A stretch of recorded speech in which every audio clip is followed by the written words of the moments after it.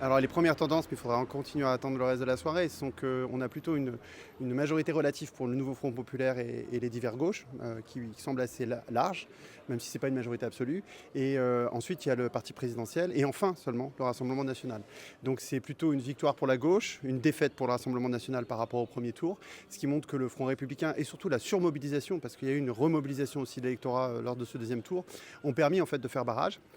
Et donc en fait maintenant c'est de notre responsabilité d'avoir un gouvernement nouveau Front populaire pour essayer de mettre en œuvre notre programme. Et le problème, c'est qu'on n'a pas effectivement une majorité absolue pour le mettre en œuvre. Donc on va être confronté à la même difficulté que la majorité présidentielle dans la précédente période, c'est-à-dire gouverner sans majorité absolue.